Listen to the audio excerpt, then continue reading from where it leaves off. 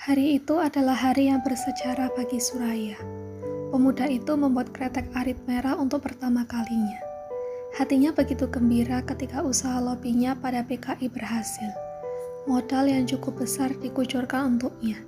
Setelah ia berhasil meyakinkan bahwa kretek adalah alat yang efektif untuk menyebarkan propaganda partai politik. Bagaimana tidak, kretek mampu membuat seseorang merasa ketergantungan. Jika ia telah menyukai nama dagang tertentu, maka ia akan terus kembali dan kembali lagi. Ia akan ingat lambang di etiket yang tertera. Jadi yang harus dilakukan adalah membuat kretek yang enak untuk masyarakat. Lebih dari itu, kretek tidak seperti benda propaganda lain semacam umbul-umbul atau selebaran politik. Mereka tidak kembali modal, berbeda dengan kretek, yang dibeli dan bukan sekedar disebar-sebar. Jika rencana lancar, uang modal kretek akan cepat kembali. Yang penting, penyebaran dan pengenalannya digencarkan. Suraya sudah punya ide untuk pengenalan produk. Di selebaran politik digambarkan pula gambar kretek arit merah. Mereka yang setia pada PKI pasti akan mencicipinya. Dan jika beruntung, jika cocok, orang itu akan terus membeli kretek tersebut. Suraya sudah benar-benar lepas dari kretek merdeka maupun kretek gadis. PKI memberinya cukup modal bahkan untuk menyewa sebuah rumah yang digunakan untuk memproduksi kretek. Buruh ditampung di situ untuk melinting serta mengepak kretek arit merah. Beberapa bulan terakhir, Suraya tak lagi menumpang di rumah Idrus Muria. Dia cuma sesekali, tepatnya di akhir pekan, menyempatkan diri untuk mengunjungi Jengyah. Dan betapa bangganya ia akhirnya bisa mandiri, tanpa ditopang calon mertuanya. 6 bulan setelah Suraya benar-benar merasa mapan, dia akhirnya memberanikan diri untuk melamar Jengyah. Dia datang pada akhir pekan dengan penampilan lebih rapi dari sebelumnya. Disampaikannya maksud hati, melamar Jengyah sebagai istri. Tentu saja Idrus Muria dan Rumaisa istrinya menerima dengan senang hati. Ditentukan saja sekalian Pak tanggalnya, ucap Raya. Jengyah senyum-senyum. Wajahnya bersemu merah. Rukayah, adiknya menyenggol tangan Jengyah, ikutan girang dengan permintaan Suraya. Ya, Rumaisa mengambil kalender. Jangan kelamaan, ucap Raya lagi. Lagi-lagi membuat Jengyah bersemu merah. Iya, tapi juga jangan kecepatan. Resepsi pernikahan kan butuh waktu untuk persiapan. Rumaisa ikut mendekat melihat ke kalender yang kini dipegang Idrus Muria. Maunya masih tahun ini. Iya, harus tahun ini, Pak. Kalau tahun depan kelamaan. Raya betul-betul tak sabar, kiranya. Cari di bulan Oktober bagaimana? Idrus Muria menunjuk satu tanggal pada bulan Oktober di kalender tahun 1965 itu. Persiapannya 4 bulan cukup, Bu. Idrus Muria bertanya pada istrinya. Rumaisa tersenyum. Ya, dicukup-cukupin. Ya, tanggal itu saja, Pak, Bu. Suraya berkata mantap. Setelah itu, ia memberikan seuntai gelang emas untuk Jengyah. Bulan Oktober nanti, aku akan mengikatmu dengan cincin, bisiknya. Jengyah begitu bersemangat mengatur pesta pernikahannya. Ia ingin mengenakan kebaya Jawa beludru hitam, dengan sanggul sasakan serta selop penuh berhiaskan manik-manik. Ia sudah membayangkan mengelilingi tetamu satu persatu, memberi ucapan terima kasih atas kehadiran mereka, dengan Suraya sebagai suami di sebelahnya. Jengyah pun sudah mencoba beberapa resep yang dipilihnya untuk menu saat resepsi. Sambal goreng ati, risoles, sup, serta es putar rasa nangka. Semua telah dicicipinya. Dicobanya resep yang ada, dimasaknya sendiri, meyakinkan agar tidak membuat kesalahan rasa pada menu yang dipilih. Dia juga telah menghubungi seorang rias manten yang sepuh dan memiliki sejarah rumah tangga yang rapi. Ia telah meminta dengan sopan agar rias manten berpuasa 7 hari sebelum hari H, agar segalanya berjalan lancar, dan agar aura pengantin yang didandaninya memancar keluar. Semua telah dipersiapkan Jengyah dengan demikian matang.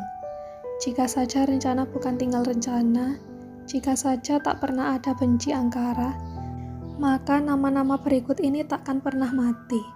Jenderal Ahmad Yani, Letjen MT Haryono, Letjen S. Parman, Letjen Suprapto, Maijen DI Panjaitan, Maijen Sutoyo Siswo Miharjo, Aibda Karel Satsuwitubun, Kapten JZI Pierre Tendean, Kolonel Yves Sugiono, Brigjen Katamso Darmakusumo, dan mereka tak akan menjadi alasan bagi rencana pengayangan.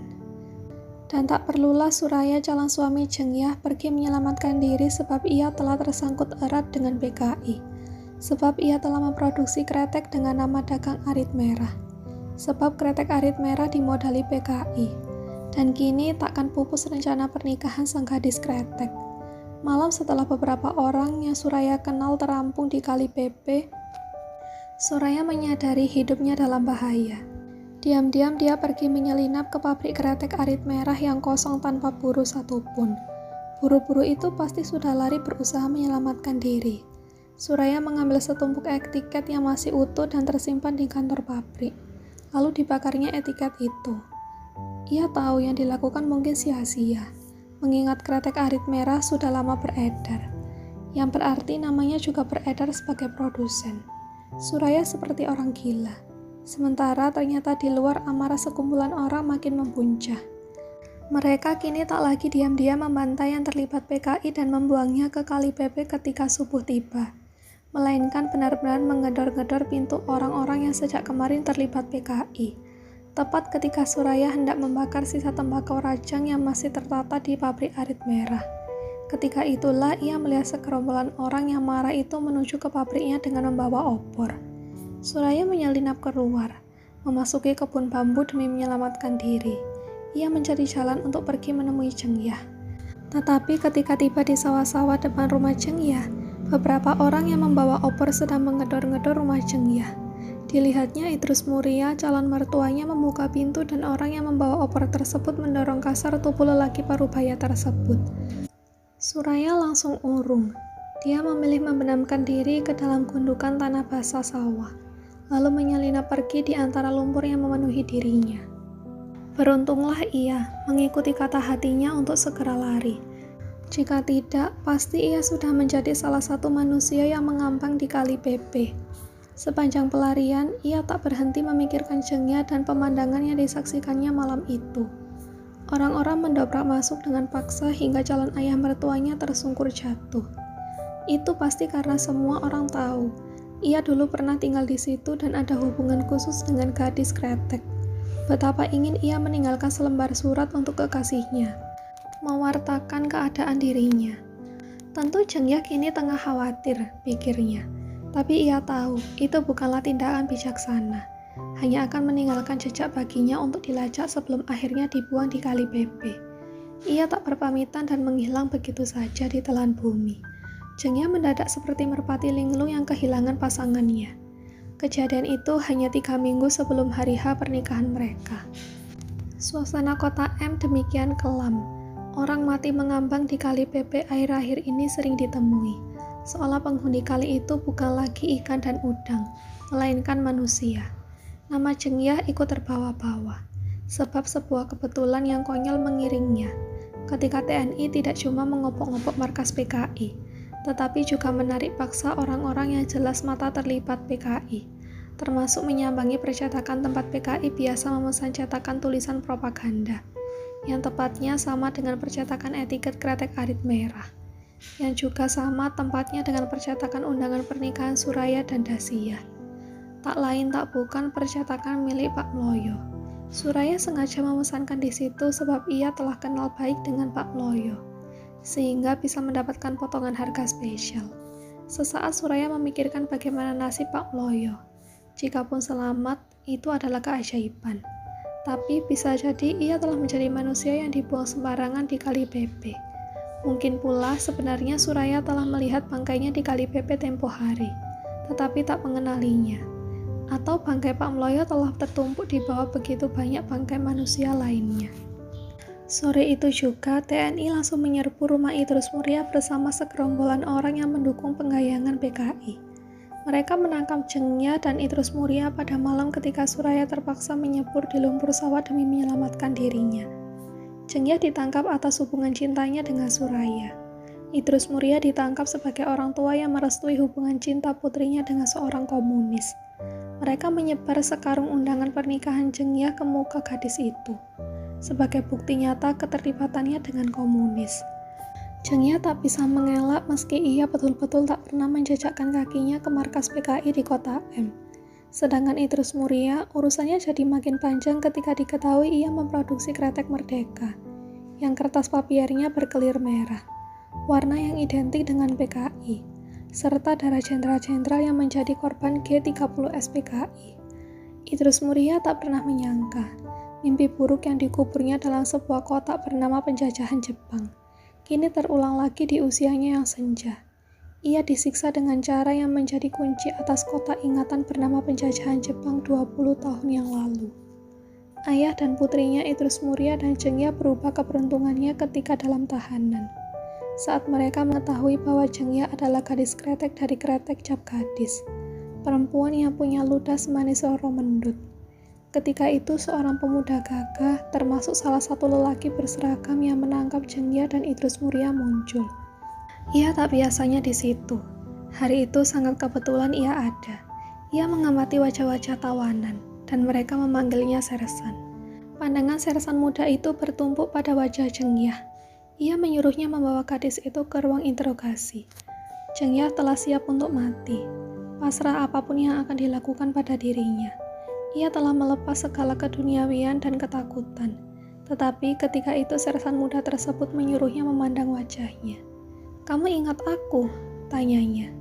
Zheng Ya diam. Ia ingat pemuda itu. Sentot, lelaki yang pernah ditolaknya.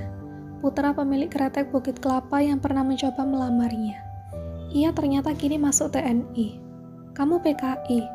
Zheng Ya menggeleng. "Bukan." Ia berdesis, air mata keluar dari pelupuknya. Sentot mengeluarkan sebuah amplop. "Rokok," tawarnya. Zheng Ya membuka amplop itu. Ada papier, wurajang, dan tembakau. Diciumnya aroma tembakau tersebut. Sesaat ia merasa hawa rumahnya. "Kamu ndak ngerokok kretek Bukit Kelapa?" tanya Dasia. "Kamu percaya kalau aku bilang aku sudah tidak bisa ngerokok kretek bikinan bapakku lagi?" "Kenapa?" Sentot terkekeh, merasa konyol dengan pertanyaan Zheng Ya itu.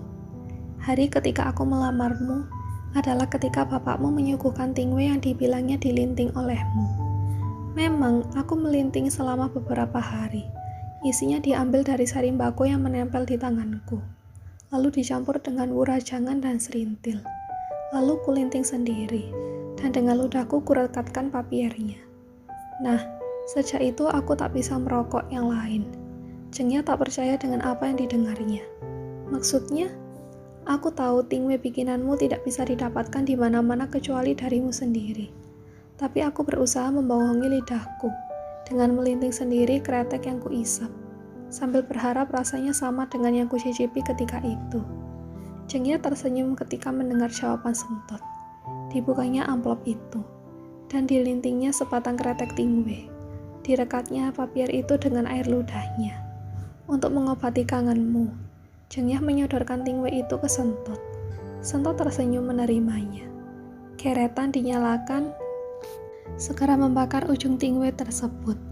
Rasanya pasti tetap beda. Sebab tingwe yang biasa aku bikin harus melalui proses yang cukup panjang. Butuh seharian ngelinting biar bisa dapat sari kretek yang menempel di tanganku. Dan itu pun aku harus ngelinting kretek gadis. Sebab campuran sausnya di situ juga yang bisa bikin enak.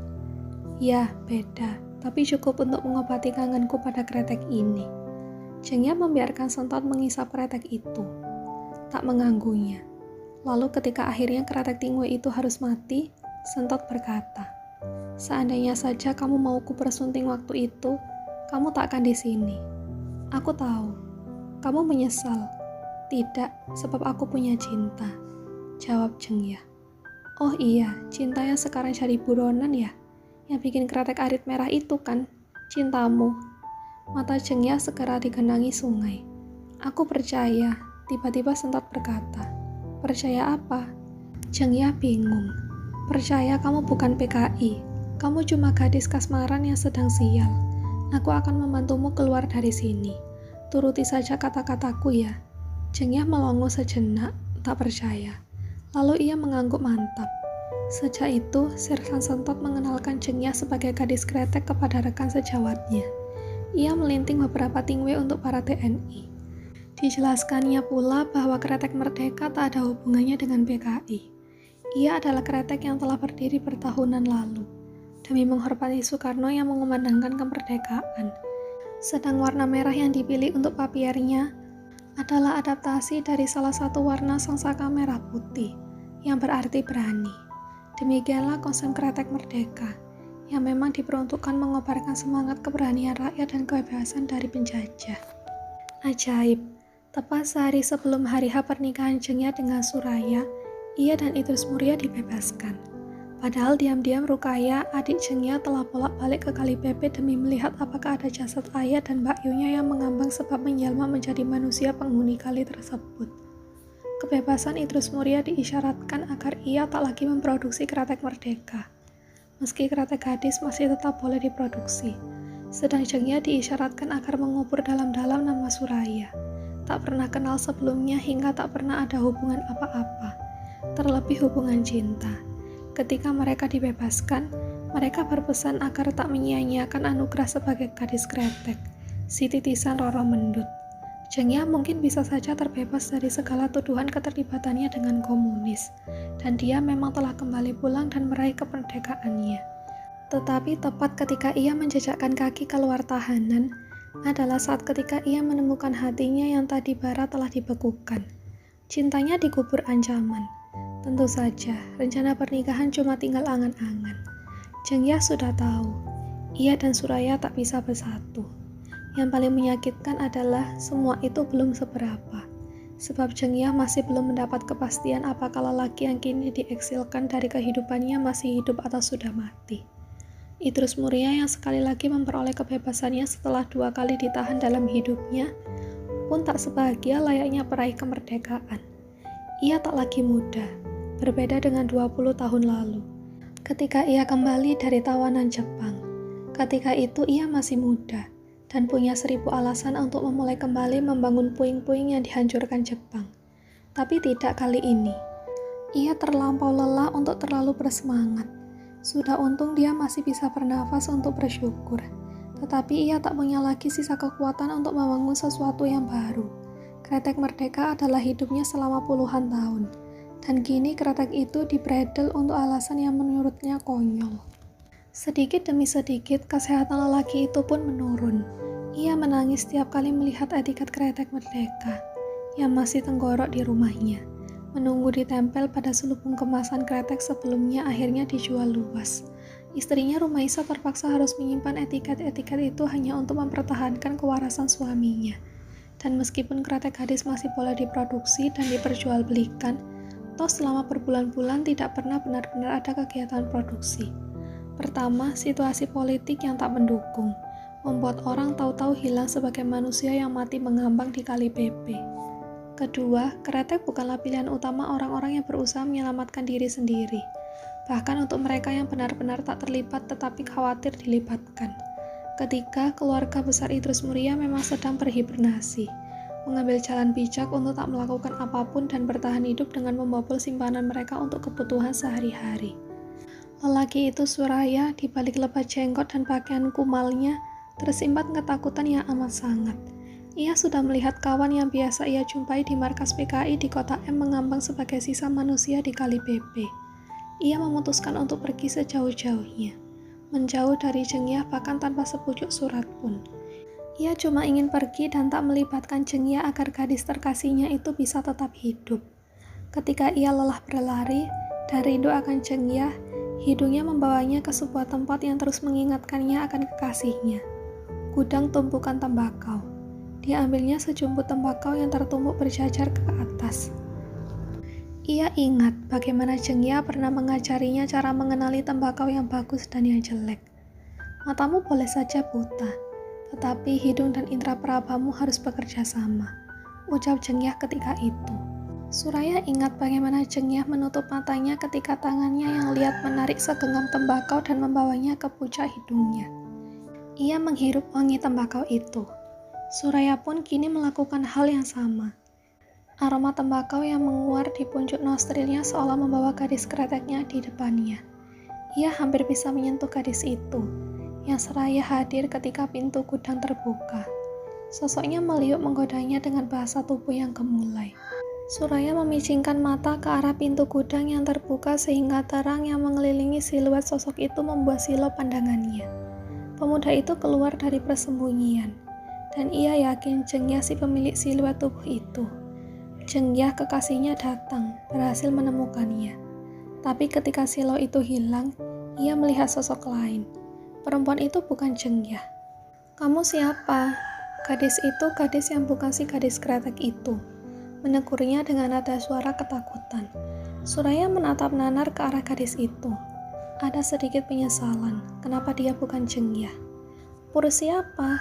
Tiba-tiba terdengar suara lain, suara berat seorang laki-laki, menegur gadis yang dipanggilnya Pur itu. "Romo, ada orang di sini." Pur gadis itu melapor pada romonya. Orang yang dipanggil Romo itu pun muncul ke hadapan Suraya. Lelaki itu juga muncul serupa siluet. Suraya berusaha memperjelas pandangan matanya. Tapi kenapa sosok siluet itu tak juga menjadi jelas? Malah sinar itu menerang.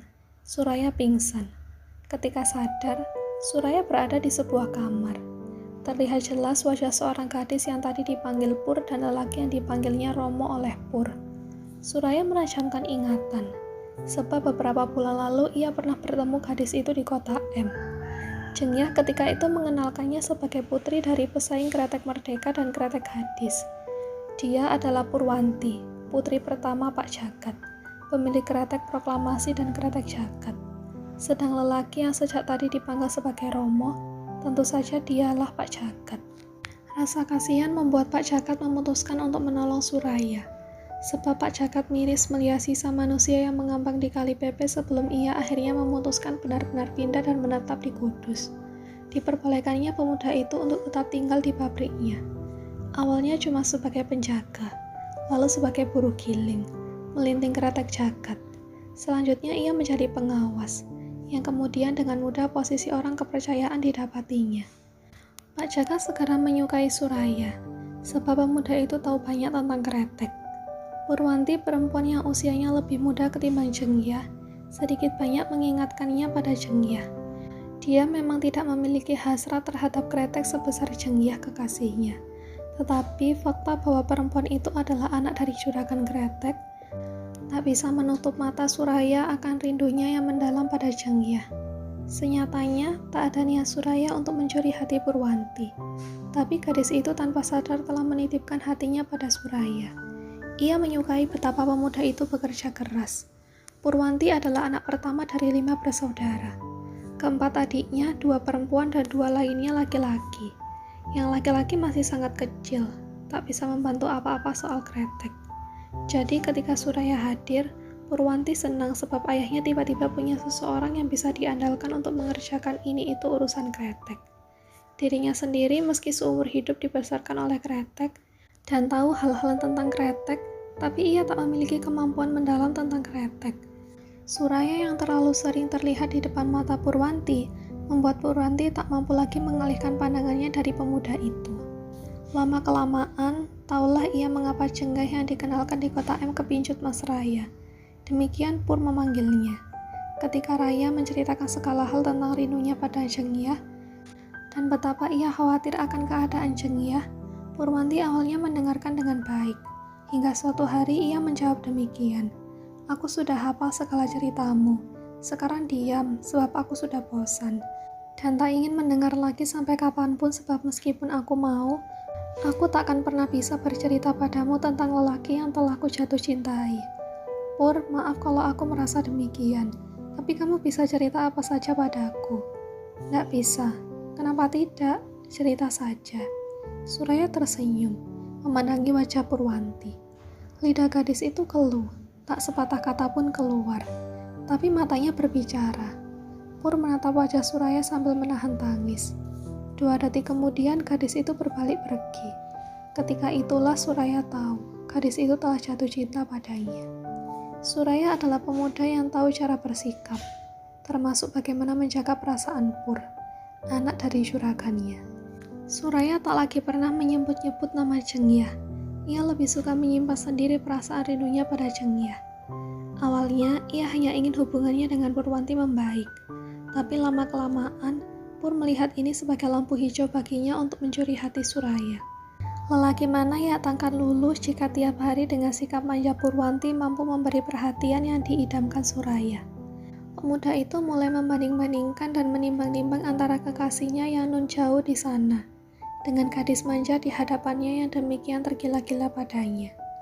Akhirnya ketika dirasa situasi telah aman, Suraya memberanikan diri untuk berkirim surat pada Cengya dengan nama samaran. Awalnya sekadar mengabarkan keadaannya, dan bertanya balik tentang keadaan Cengya. Setelah puas, Cengya berkabar tentang ia sempat ditahan. Suraya berganti topik berita. Ia punya kekasih baru. Purwanti tidak mengetahui surat-suratan itu. Hingga suatu hari Suraya menciumnya. Suraya mengakui ia masih berkirim surat dengan Cengya. Purwanti ngambek.